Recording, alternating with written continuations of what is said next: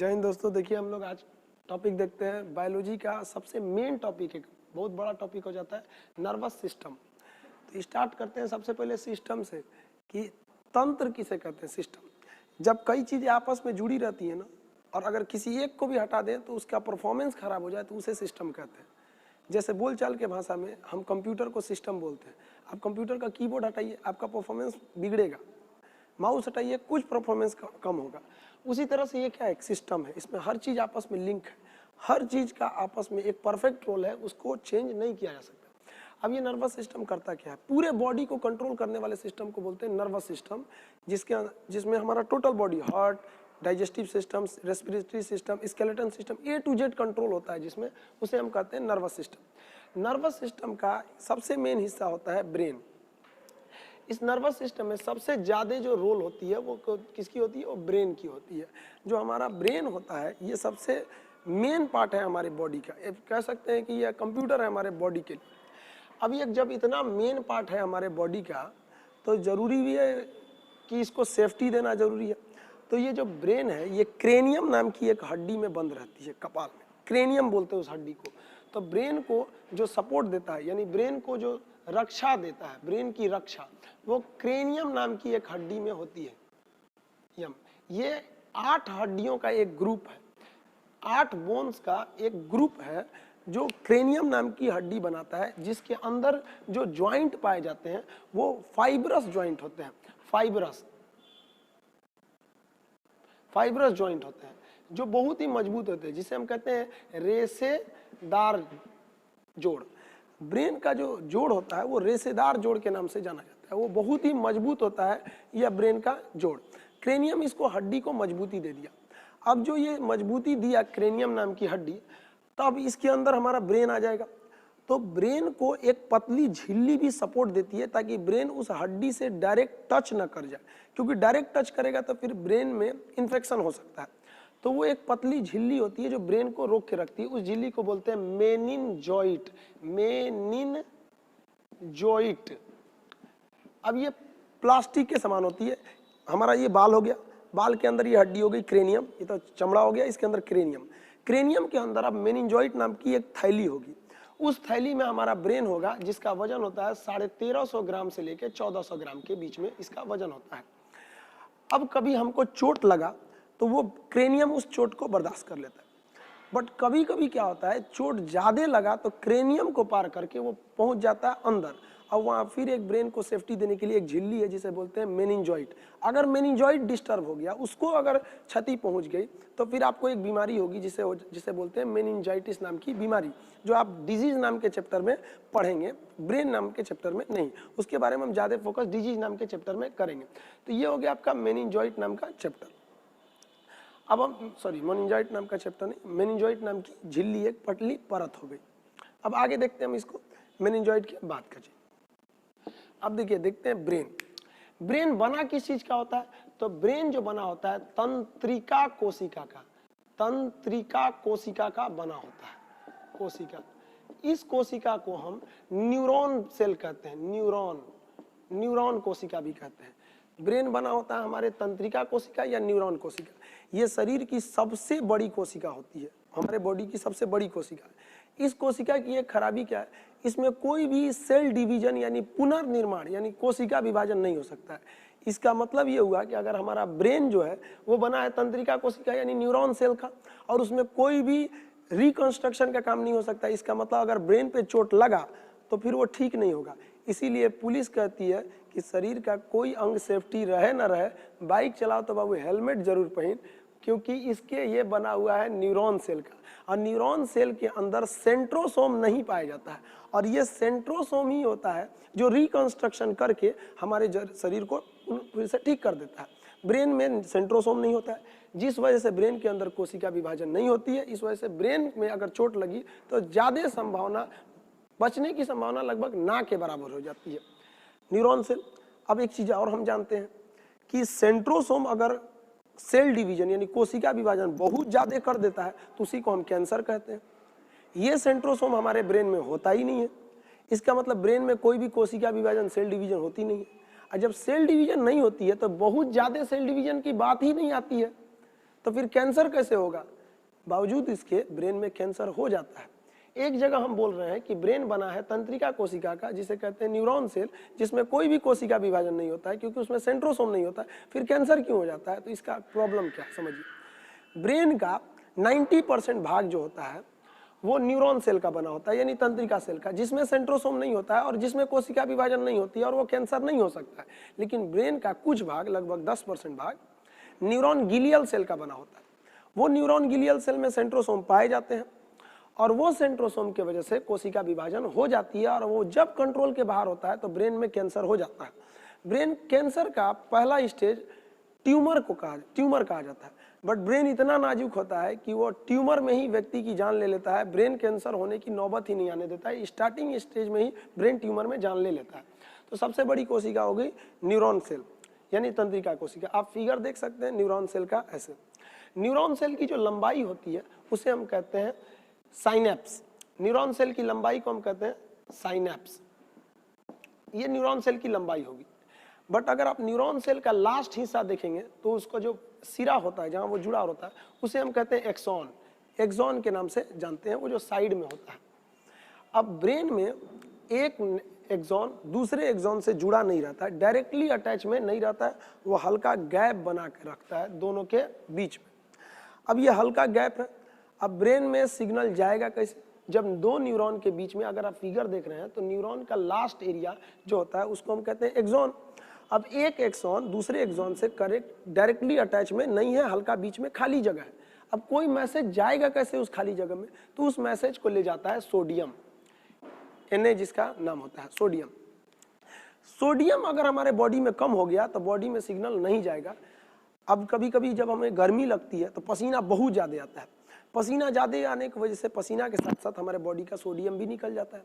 अब जब सोडियम निकल गया तो ब्रेन के अंदर जो सोडियम था, जो सिग्नल ले जा रहा था, उसी की में सोडियम ही कम हो गया, तो हमारा ब्रेन अच्छा से काम नहीं करता है। और अगर ज़्यादा सोडियम निकल गया तो फिर चक्कर आने लगेगा, आदमी बेहोश होकर गिर भी सकता है।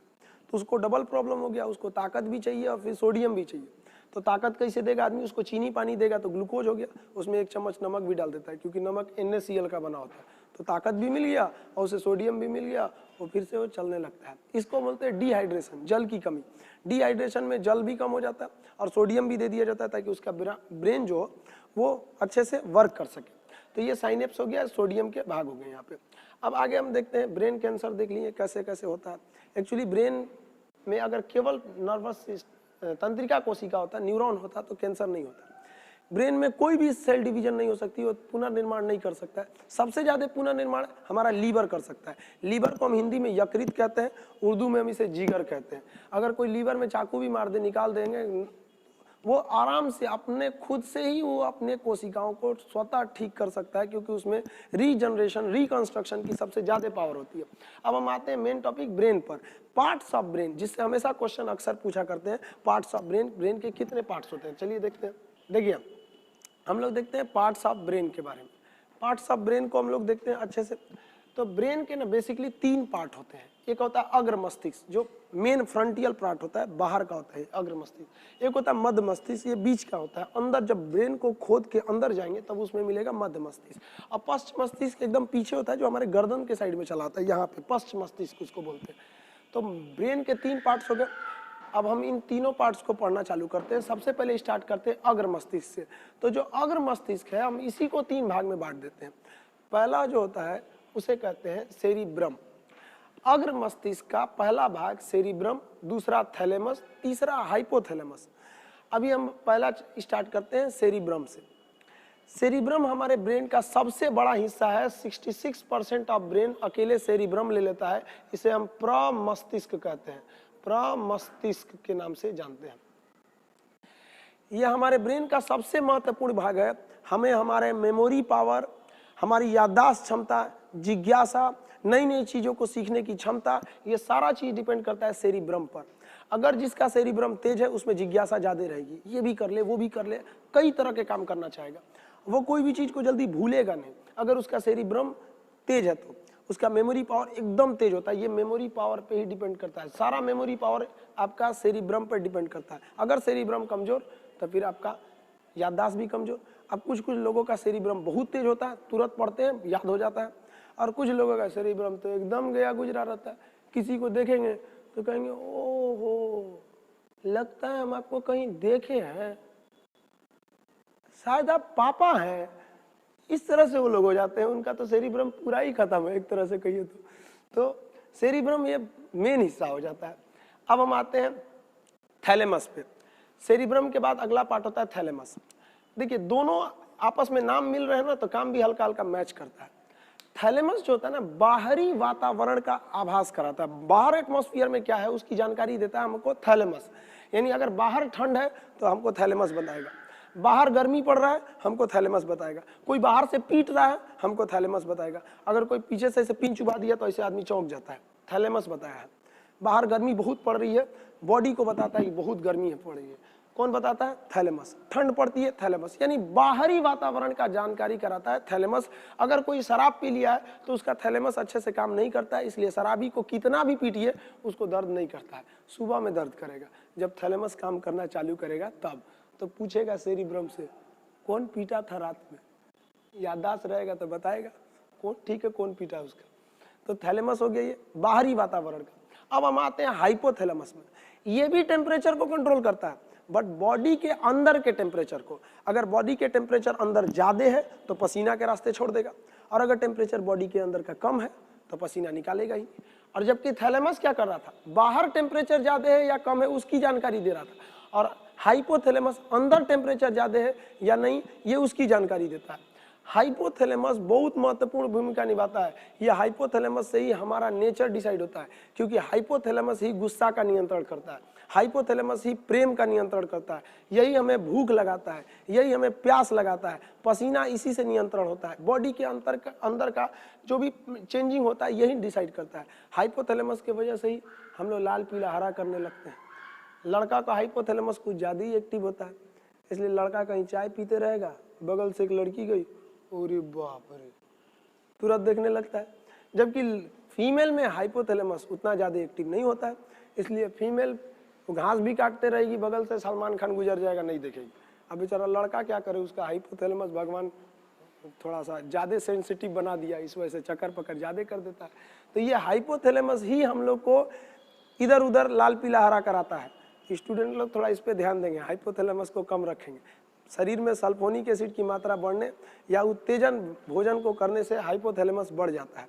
इसलिए आप देखे होंगे साधु संत इत्यादि लोग लहसुन प्याज उत्तेजक भोजन नहीं करते हैं, क्योंकि वो ज़्यादा करेंगे तो हाइपोथैलेमस उन लोग का ज़्यादा एक्टिव रहेगा और वो ज़्यादा लाल पीला हरा करेंगे और आसाराम के श्रेणी में चले जाएंगे। चलिए अब आप देखते हैं अग्र मस्तिष्क। आप समझ गए, ये ब्रेन का मेन हिस्सा है अग्र मस्तिष्क। यानी थैलेमस क्या करता है, बाहर का ताप, बाहर का ज्ञान, और हाइपोथैलेमस क्या करता है, प्रेम, घृणा, भूख, प्यास, लव, घृणा, भूख, प्यास, पसीना, ये सारे चीज का नियंत्रण करता है हमारा हाइपोथैलेमस। ये हाइपोथैलेमस बहुत ज्यादा जरूरी होता है हमारे पार्ट का। अब हम आते हैं मध्य मस्तिष्क पे। मध्य मस्तिष्क के केवल दो ही भाग होते हैं। मध्य मस्तिष्क कहेंगे, ये होता है कार्पोरा। कार्पोरा क्या करता है, जो हम देखते हैं और जो हम सुनते हैं उसको ब्रेन तक ले जाता है, कि वो ले जाता है सेरिब्रम के पास। अगर हम किसी को देखेंगे तो आंख उसको देखेगा फोटो, और वो किसको देगा, कार्पोरा को। कार्पोरा सेरिब्रम को देखेगा, कहेगा देखो तो कौन है, ओहो ये तो मेरी वाली है, तुरंत आदमी बता देता है, ओहो ऐसा बात है। जब सुनने के बाद तुरंत वो बता देता है कि ये कौन सा बात बोलना चाहता है। तो कार्पोरा जो होता है वो देखने और सुनने का काम करता है, उस सिग्नल को वो पहुंचाता है ब्रेन तक में। तो ये कार्पोरा बहुत जरूरी है। बुढ़ापा में कार्पोरा उतना अच्छा से काम नहीं करता है, बुढ़ापा में तो कोई भी चीज अच्छा से काम नहीं करता है। अब अगला देखते हैं सेरिब्रम, सेरिब्रल या पेंडिकल। सेरिब्रल या पेंडिकल क्या होता है, देखिए हमारा जो ब्रेन होता है हर चीज का एक असिस्टेंट चाहिए होता है। जैसे आप जानते होंगे प्रधानमंत्री हैं, अकेले काम नहीं करते, उनके लिए एक बहुत बड़ा मंत्रियों की फौज होती है, कैबिनेट मंत्री होते हैं। कभी कभी तो हमारे यहाँ पे उप प्रधानमंत्री भी बना दिए जाते हैं, जो संविधान में चर्चा नहीं है। अब तक 7 उप प्रधानमंत्री बन चुके हैं, लेकिन नरेंद्र मोदी को उप प्रधानमंत्री की जरूरत क्या है, उनको नहीं फील हुआ, इसलिए उन्होंने नहीं बनाया। तो सेरिब्रल क्या करता है पेंडिकल, कि हमारा जो ब्रेन है उस ब्रेन का एक असिस्टेंट है जिसका नाम है स्पाइनल कॉर्ड, जो हमारे ब्रेन के नीचे से गया रहता है और पूरे पीठ तक आया रहता है, रीढ़ की हड्डी के बीचों बीच, उसको कहते हैं स्पाइनल कॉर्ड। यानी ब्रेन और स्पाइनल कॉर्ड में आपसी संबंध बनाने का काम करता है कि देखो ब्रेन बिजी है, स्पाइनल कॉर्ड को कहता है तुम रेडी रहना, ब्रेन क्या है, बिजी है, कभी भी वो बिजी हो सकता है, तो तुम बॉडी को कंट्रोल कर लेना। तो ये सेरिब्रल पेंडिकल भी बहुत जरूरी है। तो हम समझे यहाँ पे अग्र मस्तिष्क देखें, मध्य मस्तिष्क देखें, मध्य मस्तिष्क का कार्पोरा पेंडिकल देखने और सुनने का काम करता है। यानी हम यहाँ लिख सकते हैं आई एंड ईयर, यानी देखने और सुनने का काम करता है। और ये क्या काम करता है सेरिब्रम, ये करता है कनेक्ट कर देता है, किससे, connect to spinal cord, connect to spinal cord, ये इसका मेन काम हो गया। अब हम देखते हैं पश्च मस्तिष्क, ये सबसे पीछे का हिस्सा होता है जो गर्दन के पास हो जाता है। ये थोड़ा सा कमजोर हिस्सा होता है, क्योंकि हमारा अगर ब्रेन देखेंगे तो आगे जो होता है ये क्रेनियम हड्डी होती है जिसमें 8 होती है, जबकि पीछे का भाग अगर आप खुद से अपना बॉडी ब्रेन को टच करेंगे तो ये जहाँ बाल है पीछे, यहाँ पर आपको मांस दिखेगा, वहाँ पे हड्डी नहीं है, वहाँ एक बहुत बड़ा होल है, वो शरीर का सबसे बड़ा होल होता है जिसको फोरामेन मैग्नम कहते हैं। अगर यहाँ किसी को जोर से मार दीजिए तो उसको दिमाग काम नहीं करता है, अगर ज़्यादा जोर से लग गया तो मौत भी हो सकती है उसकी। इसलिए कभी भी ब्रेन पर नहीं मारना चाहिए और खास करके पीछे के हिस्सा पे नहीं मारना चाहिए, वो पश्च मस्तिष्क पर सेफ्टी नहीं पहुँच पाता है। पश्च मस्तिष्क को 2 भाग में बांटते हैं, सेरिबेलम, ये क्या करता है, सेरिबेलम हमारे बॉडी को बैलेंस बनाने का टोटली काम सेरिबेलम का होता है। जितना हमारे बॉडी में बैलेंस बनता है वो सेरिबेलम के वजह से बनता है। बैलेंस, हम चल रहे हैं, आराम से चल रहे हैं, सेरिबेलम की वजह से, क्योंकि हमारा सेरिबेलम हैबिचुएटेड हो गया हमारे बॉडी का बैलेंस बनाते वक्त। लेकिन अगर कोई 1 साल का बच्चा है, 1.5 साल का बच्चा है, उसका सेरिबेलम अभी एक्टिव नहीं है तो बैलेंस बना के चलता है, आराम आराम से चलता है। अभी हम ही को कोई कह देगा कि रस्सी पे चलो तो हमारा सेरिबेलम कहेगा कि पगला है क्या, आज तक कभी चलाया नहीं, लेके चलता है रस्सी पे चलो, सर्कस में नहीं चल सकता है, लेकिन सर्कस में चल लेते हैं। सर्कस में आदमी छोड़ो, गाय भैंस चढ़ा देते हैं सूस, उन लोग का भी सेरिबेलम ठीक कर देते हैं सूस। तो प्रैक्टिस पर डिपेंड करता है। जिस दिन सेरिबेलम को पता चल गया कि कैसे बैलेंस बनाना है, वो बैलेंस बना लेगा। शराब जब पीते हैं तो सेरिबेलम काम करना छोड़ देता है, इसलिए शराब वाला गजब अपने आप में चलता है, वो अपने आप को सबसे बड़ा पावरफुल इंसान समझता है। तो सेरिबेलम बैलेंस बनाने का काम कर दिया। अब लास्ट होता है मेडुला ऑब्लोंगाटा। मेडुला ऑब्लोंगाटा का काम क्या होता है, यानी ये तो बैलेंस बना दिया। मेडुला ऑब्लोंगाटा ये हमारे बॉडी में एक मेटाबॉलिक चीजों को, सारे मेटाबॉलिक चीज को कंट्रोल करता है। अब ये मेटाबॉलिक क्या होता है, metabolic is a function by which reaction takes place. ये मेटाबॉलिक रिएक्शन हमारे शरीर में होते हैं। 2 तरह के मेटाबॉलिक होते हैं, एक होता है कैटाबॉलिक, एक होता है एनाबॉलिक। अगर कोई चीज बन रही है तो उसे कहते हैं एनाबॉलिक, जैसे कार्बोहाइड्रेट 38 एटीपी को मिला के एक ग्लूकोज बन दिया, वो हो गया एनाबॉलिक। जैसे प्रोटीन 20 एमिनो एसिड को मिलाकर एक प्रोटीन बन गया, वो हो गया हमारा एनाबॉलिक। अब कैटाबॉलिक क्या होता है, जो टूट जाता है उसे कहते हैं कैटाबॉलिक। जैसे हम खाना खाते हैं, पाचन होकर वो टूट जाता है, तो वो हो गया कैटाबॉलिक। तो कैटाबॉलिक और एनाबॉलिक को अगर हम जोड़ देते हैं तो वो बन जाता है मेटाबॉलिक। तो मेटाबॉलिक जितनी भी चीजें हैं वो कौन कंट्रोल करता है, हमारा मेडुला कंट्रोल करता है। अगर मेडुला गड़बड़ हुआ तो हमारा मेटाबॉलिक क्रिया खत्म हो जाएगा, सांस लेने में दिक्कत आएगी, पाचन अच्छे से नहीं होगा। शरीर के अंदर सारा क्रिया मेडुला ही कंट्रोल करता है। कभी आप सोचें, आप खाना जब खाते हैं तो केवल मुंह से नीचे ढकेलने तक मेहनत करते हैं, इसके बाद सारा काम ऑटोमेटिक सिस्टम है, कोई स्क्रीन टच बटन कीपैड की जरूरत नहीं है। वह कौन करता है, ये हमारा मेडुला करता है। मेडुला बॉडी के अंदर का जितना क्रमानुकुचन, पाचन, श्वसन इत्यादि को कंट्रोल करने का काम हमारा मेडुला कर देता है। तो मेडुला भी शरीर ब्रेन का एक बहुत बड़ा भाग होता है। अब हम एक बार इसको समरी के तौर पे देख लेते हैं। ब्रेन के 3 भाग होते हैं, अग्र, मध्य और पश्च। अग्र भाग जो होता है वो 3 भाग में बढ़ता है, जिसे हम क्या कहते हैं, सेरिब्रम कहते हैं। 66% भाग होता है, इसे प्रमस्तिष्क कहते हैं। ये याददाश्त, स्मृति, जिज्ञासा, नई नई चीजों को खोज करने की क्षमता को बढ़ाता है। थैलेमस बाहरी चोट, बाहरी गर्मी, बाहरी सर्दी का ज्ञान कराता है। हाइपोथैलेमस अंदर की गर्मी, पसीना, तापमान, घृणा, प्यार, भूख, प्यास इत्यादि को कंट्रोल करता है। मध्य मस्तिष्क का कार्पोरा सुनने और देखने का काम कर देता है, और ये cerebral connect to spinal cord, spinal cord से जोड़ देता है। और ये लास्ट वाला हिस्सा होता है, इसे क्या कहते हैं हम लोग, पश्चिम मस्तिष्क का पहला हिस्सा सेरिबेलम, ये बैलेंस बना देता है। ये दूसरा सबसे बड़ा भाग होता है। ब्रेन का सबसे बड़ा भाग तो हो गया आपका सेरिब्रम, और सेरिबेलम जो होता है ना वो दूसरा सबसे बड़ा भाग होता है। अब ये मेडुला बॉडी के अंदर पाचन इत्यादि को कंट्रोल कर लेता है। ये हो गया हमारा ब्रेन। अब देखते हैं ब्रेन के बाद स्पाइनल कॉर्ड। ब्रेन से 12 जोड़ी नस निकली रहती हैं, 12 जोड़ी तंत्रिका। तंत्रिका मतलब क्या होता है? नर्व्स, नसें निकली रहती हैं, 12 जोड़ी तंत्रिका, तंत्रिका निकल गई है 12 जोड़ी। ये हो गया हमारा ब्रेन। अब हम बात करते हैं सेकंड ब्रेन की। सेकंड ब्रेन हम किसे कहते हैं? स्पाइनल कॉर्ड को। हमारे शरीर का पिछला जो स्पाइनल कॉर्ड है इसे हम क्या कहते हैं? Second brain. अब बात करते हैं सेकंड ब्रेन। ये ब्रेन से ही निकला होता है और पिछला हिस्सा होता है, नीचे तक आ जाता है रीढ़ की हड्डियों के बीच से। आप फिगर में उसको देख सकते हैं, सेकंड ब्रेन यानी स्पाइनल कॉर्ड को। चलिए देखते हैं अब स्पाइनल कॉर्ड के बारे में। स्पाइनल कॉर्ड को हिंदी में हम बोलते हैं मेरू रज्जु। ये ब्रेन का सेकंड भाग होता है, इसलिए इसको ब्रेन सेकंड ब्रेन कहते हैं, क्योंकि जब भी कभी ब्रेन बिजी रहता है तो सारी जिम्मेदारियां वो सेकंड ब्रेन यानी स्पाइनल कॉर्ड मेरू रज्जु को दे देता है। अब ये ब्रेन को तो सेफ्टी देने का काम कौन कर रहा था? क्रेनियम नामक हड्डी। अब ये स्पाइनल कॉर्ड भाई सेकंड ब्रेन है, इसको भी तो सेफ्टी चाहिए, इसको सेफ्टी कौन देगा? तो रीढ़ की हड्डी। ये रीढ़ की हड्डी के बीचों बीच से गया रहता है और कमर तक आया रहता है, स्पाइनल कॉर्ड पे पूरे नीचे तक आया रहता है। इससे 31 जोड़ी नसें निकली रहती हैं, 31 जोड़ी नस तंत्रिका, 31 जोड़ी तंत्रिका निकली रहती है, 31 जोड़ी। जबकि ब्रेन से निकला रहता है 12 जोड़ी तंत्रिका। हमारा ब्रेन टोटल 12 जोड़ी तंत्रिकाओं से अपना सारा काम करता है और पूरे बॉडी को कंट्रोल करके रखता है।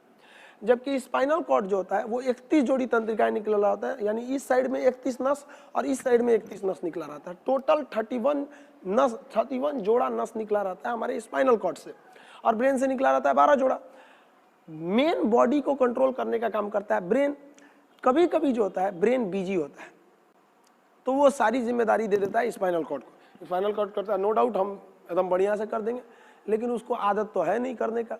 अब कोई काम जो डेली कर रहा है वही अच्छे से करेगा, और जो कभी कभी करने आ रहा है वो उतने अच्छे से कैसे करेगा?